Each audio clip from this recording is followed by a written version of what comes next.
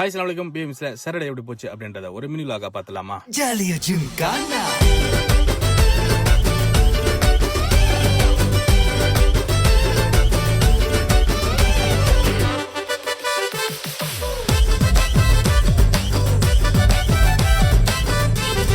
இன்னைக்கு லீவ் நாள் relax ஆயிருந்துச்சு, fresh up ஆயிட்டு எங்களுக்கு வழக்கமா இப்போ சேர வர கடைக்கு போயிருந்தோம். ராமலிங்கம் ஆலையே பார்க்க முடியல.